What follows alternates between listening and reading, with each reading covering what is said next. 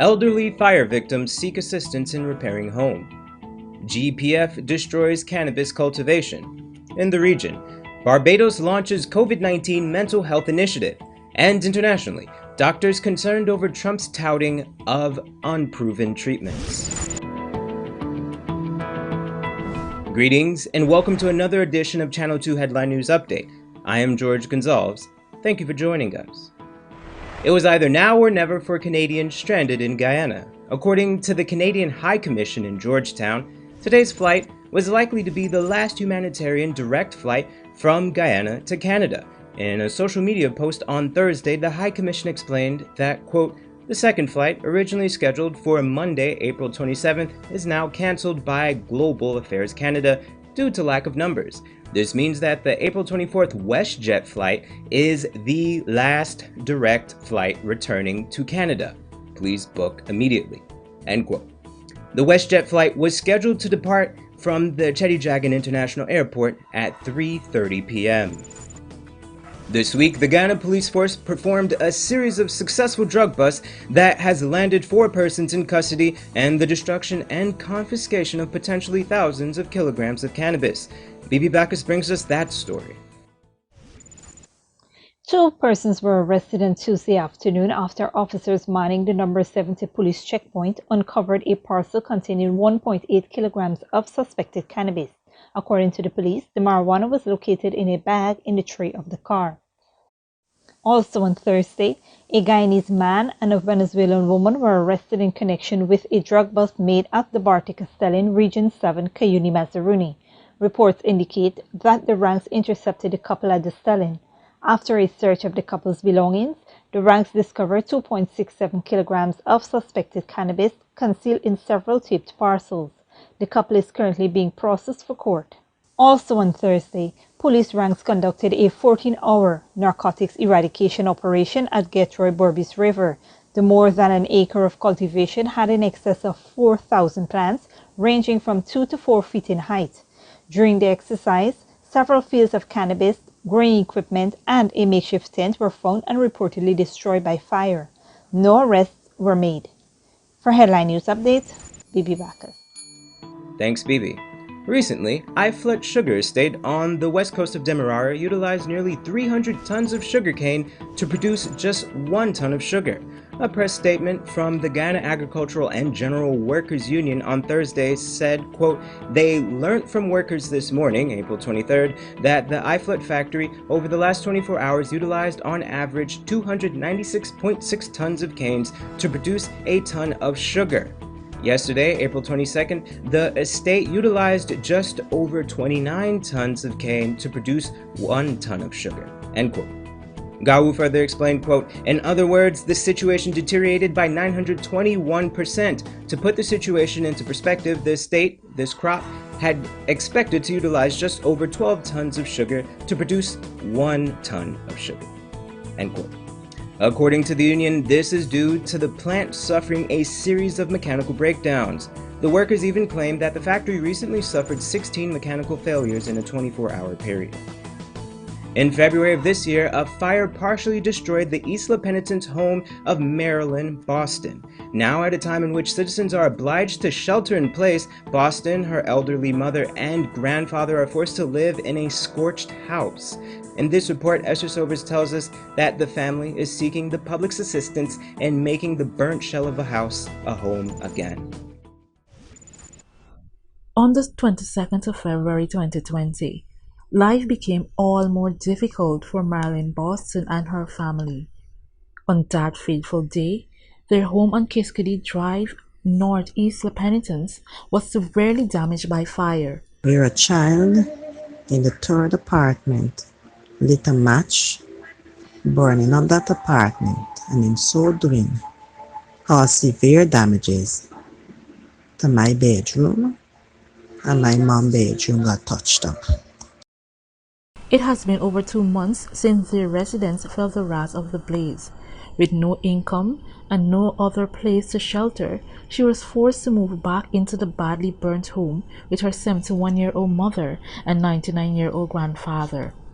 At a time in which every citizen is expected to have shelter in place, The Boston family now resides in a badly damaged house with a roof of tarpaulin and scorched zinc. Every time it rained, the rain would come in and run down the walls. Remember, it's just a piece of tarpaulin there. So every time it rained, so we had some pouring rain.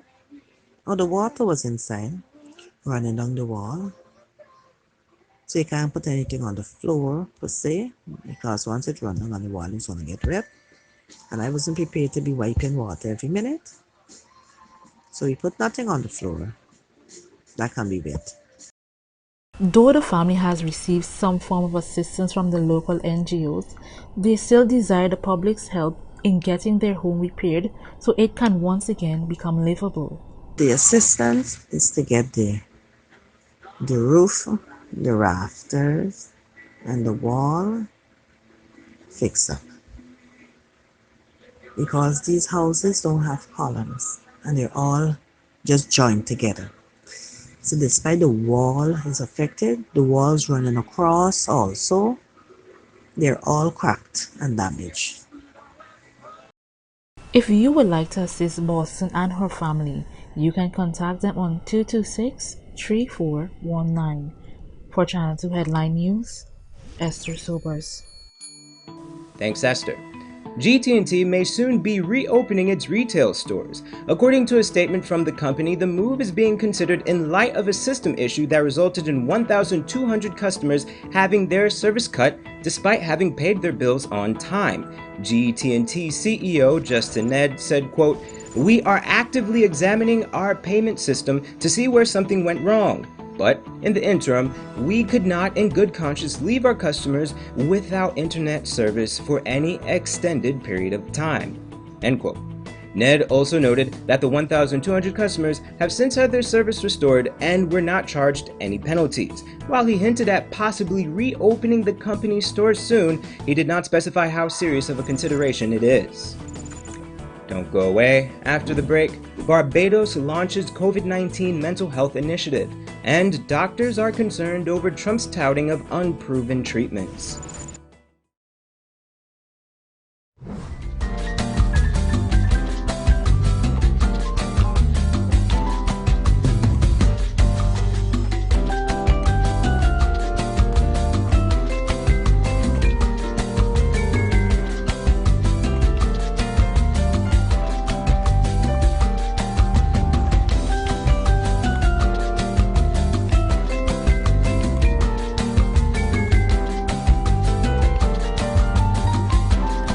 Hurry down to Zasco on 15 North Road between Camp and Wellington Streets. Quality products at low cost for every room in your home.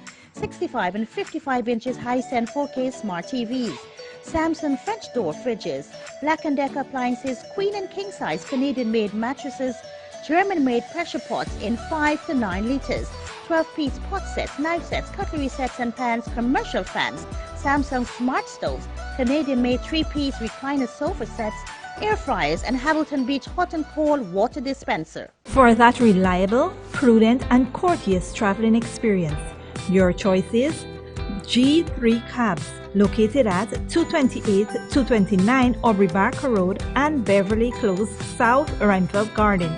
Travel in comfort and safety with our deluxe fleet of new vehicles and neatly trimmed drivers serving our customers around Georgetown. We deliver cooking gas, small packages, run errands, and provide minor vehicular roadside assistance such as jump starts of vehicles, flat tires, spare wheel assistance, and more. Contact us on 218-4982 or 218-4500. G3 Cabs. You can count on us.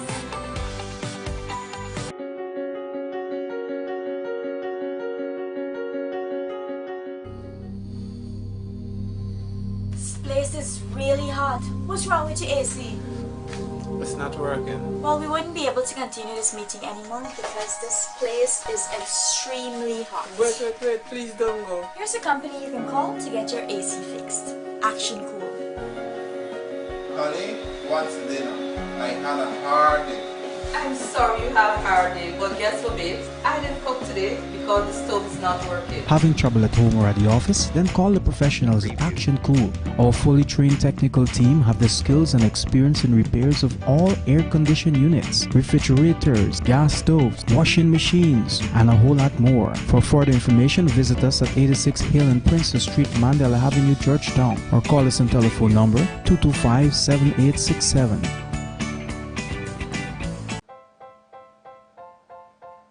Oh gosh, what is this? Me son can't read or spell. Stop! 0 out of 20. Is what I gonna do here? Hi guys, my name is Ms. Purja Singh and I'm the senior teacher at the Treasure After School program. Due to the spread of the coronavirus and the need for social distancing, we have moved our in-class learning activities to online via Skype. On the online site, we will be focusing on spelling, phonics, reading, and the National Grade 6 assessments. For more information, you can inbox us or call us. Contact us on 675-4379. I can call them now. Hidden Treasures, discovering gems in young minds.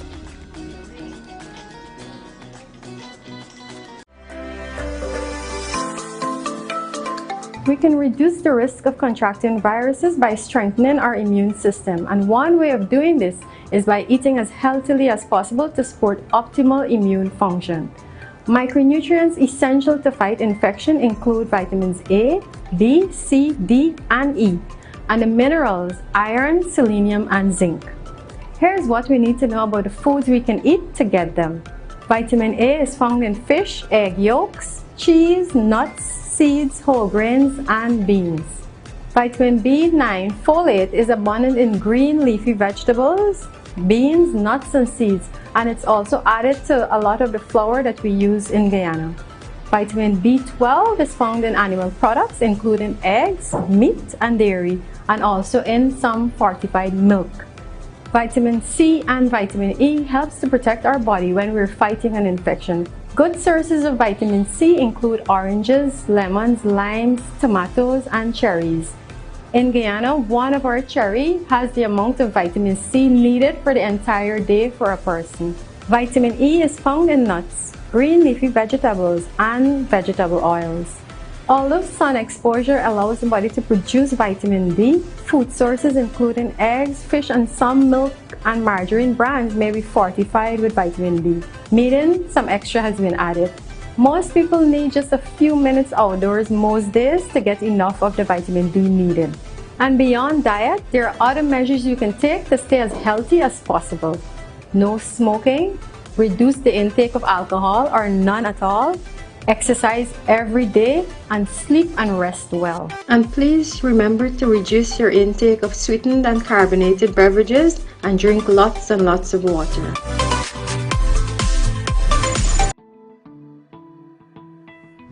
Welcome back. Now we take a look at news in the region and around the world. The government of Barbados has announced it will be launching 3 initiatives to help citizens cope with the impact of the novel coronavirus pandemic. Barbados COVID-19 czar, Richard Carter, revealed the initiatives led by the Health Emergency Operations Center include a cyber-social well-being and mental health outreach program, a creative arts competition for teenagers, and a community outreach program for the elderly. Carter explained that due to the restrictions of the national shutdown, families and communities have been affected both mentally and psychologically. The Cyber-Social Well-Being and Health Program will offer support to those adversely impacted. He further encourages locals to stay indoors and practice social distancing. The virtual arts competition, managed by the National Cultural Foundation, the NCF, will soon be launched, but only teenagers will be eligible to participate. Officials in Venezuela say robust testing along with tough lockdown measures have kept its COVID-19 cases to just 300, one of the world's lowest infection rates. But doctors are questioning the accuracy of those tests, saying Venezuela's healthcare systems will fail should the outbreak spread. Al Jazeera's Teresa Bow reports. Daisy Morales sells food on the streets of Katia, a working-class neighborhood in Caracas. The ongoing economic crisis and the lockdown are having a big impact in her life. We are only working 3 hours a day. I understand they are doing it to protect our health, but I'm a single mother of 2 children, and my eldest daughter and her son also live at home. I think the situation will get worse every day. Security forces on the streets are trying to enforce a lockdown to prevent the spread of COVID-19, but people are becoming more and more desperate every day. On Thursday, reports of looting and clashes with security forces in several states around the country show how dire the situation is. COVID-19 may generate fear among people, but surviving every day is the main worry for many. Government figures show that Venezuela has around 300 confirmed cases of COVID-19. President Nicolás Maduro says the country has tested over 200,000 people with the help of the Chinese government. That is the medium-term goal. We have to reach 1 million tests. At this stage, we've carried out 250,000, but we have to reach 10 million tests to comply with the complete protocol of the World Health Organization. There are 2 types of testing being done: the PCR, that tests the virus genetic material, and the rapid tests that are less sensitive than the PCR. That's why doctors like Julio Castro say the virus may be severely underdiagnosed in Venezuela. The limitation of the amount of tests prevents you from doing lots of them, but it may be greatly underreported. What we think the government is doing is mixing PCR tests and rapid tests. You cannot mix pears with apples. The numbers reflect different things. Venezuelan hospitals are already struggling with shortages of almost everything. Only 70% of them have running water and soap. We spoke to Oscar Navas, a doctor in the state of Anzoátegui. He says he supports the call by opposition leader Juan Guaidó to pay extra money to healthcare workers that fight COVID-19. A doctor like me gets $1.50 a month, and that's why my interim president, Juan Guaidó, will use some resources to give $100 a month to those who qualify and work in the health sector. The money comes from accounts that have been recovered from the government and will be paid as virtual money for 3 months. Venezuela's healthcare system is already stressed to the limit. The spread of COVID-19 can easily make it collapse. Teresa Bo, Al Jazeera. And internationally, U.S. President Donald Trump has used his daily briefing to float more possible ways to fight the coronavirus, including a change in seasons and injections of disinfectant. But doctors are again warning about the dangers of Trump using his position to tout unproven treatments. Al Jazeera's Alexi O'Brien reports. It was the headline that dominated President Donald Trump's daily news briefing. Our most striking observation to date is the powerful effect that solar light appears to have on killing the virus, both surfaces and in the air. Promoting a theory that sun, heat and humidity appear to shorten the life of the coronavirus. That research is unconfirmed and it may prove not to be true, but that didn't stop President Trump broadcasting it to millions and going one step further. And then I see the disinfectant where it knocks it out in a minute, 1 minute. And is there a way we can do something like that by injection inside or almost a cleaning? Suggesting disinfectant could be used inside the body. But it sounds interesting to me. That's prompted a warning from health authorities and the makers of popular cleaners Lysol and Dettol that no one should ingest bleach, disinfectant or any other hygiene products. The US Centers for Disease Control says it saw a spike in calls to poison hotlines last month because of people's exposure to such chemicals, which can be harmful even to our skin. There's no scenario that could be injected into a person, is there? No, I'm here to talk about the findings that we had in the study. We don't do that within that lab, our labs. It's not the first time President Trump's used his podium to push what he calls potential cures for the virus. There are promising therapies produced by Gilead, and that's remdesivir, hydroxychloroquine, and the Z-Pak, I think, is a combination, probably is looking very, very good. But according to early trials in China, the drug remdesivir has failed to treat COVID-19 and it's too early to know about hydroxychloroquine. He's not a medical or public health expert, and he doesn't pass on the advice of his true medical and public health experts. I think most people are smart enough to know that they shouldn't be taking medical or public health advice from President Trump. They should be listening to expert opinions. As for Trump's heat and sun theory, the World Health Organization pointed to examples where the virus has spread around the equator and southern hemisphere. The evidence is not supporting that theory, so I'm sorry, we cannot hope that the summer is going to have the effect that many people hope it will. The president is convinced he's giving hope to millions. I'm not a doctor. I'm here to present ideas. But many health professionals say those ideas could prove dangerous. Alexia O'Brien, Al Jazeera. That's all for today's regional and international news. Here's your 3-day weather forecast.